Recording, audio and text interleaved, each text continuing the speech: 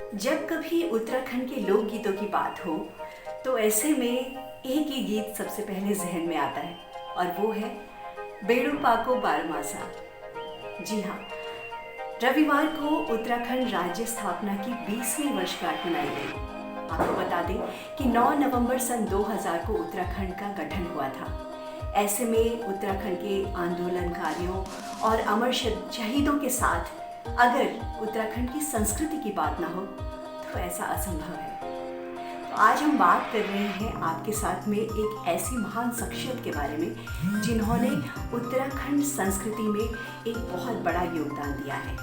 जी हाँ, हम बात कर रहे हैं मोहन उप्रेती जी की, जो कि साहित्यकार होने के साथ में थिएटर के एक बेहद जाने माने कलाकार थे और साथ ही साथ नाटककार और संगीतकार भी थे। आइए जानते हैं कुछ उनके बारे में। भारतीय थिएटर संगीत में उनका प्रमुख योगदान रहा है।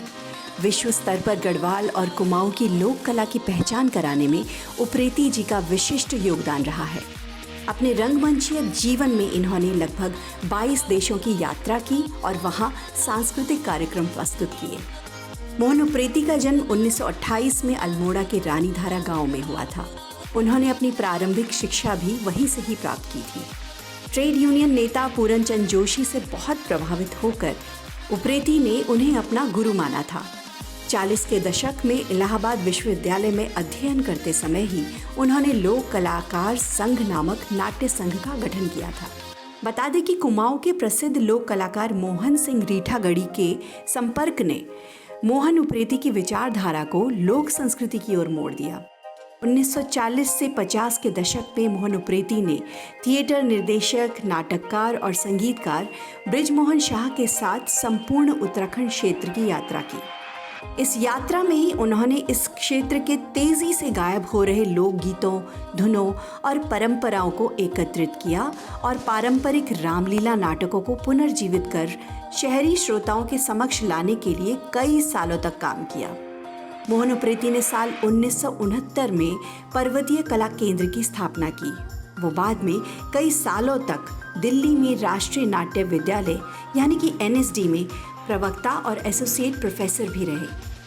1980 में प्रकाशित राजुला मालुशाही महाकाव्य पर आधारित एक नाटक उनका सबसे महत्वपूर्ण काम माना जाता है। उनके बाकी महत्वपूर्ण नाटक नंदा देवी जागर, सीता स्वयंवर और हरू हिट हैं। इसके इतर 80 के कई टेलीविजन प्रस्तुतियों में भी उन्होंने संगीत दिया, जिसमें रस्किन बॉन्ड की कहानी एक था रस्टी पर आधारित एक सीरीज भी शामिल थी। उनकी रचनाएं आज भी खासकर कुमाऊनी फोक टच के लिए जानी जाती हैं। साल 1961 में मोहन उप्रेती की शादी नैमा खैन उप्रेती से हुई, जो कि उनके साथ NSD में सहपाठी भी थी। आपको बता दें कि मशहूर म्यूजिक बैंड इंडियन ओशन के गायक हिमांशु जोशी उनके भांजे हैं। हर साल उनकी जयंती पर उनकी स्थापित संस्था पर्वतीय कला केंद्र एक नया नाटक प्रस्तुत करती है।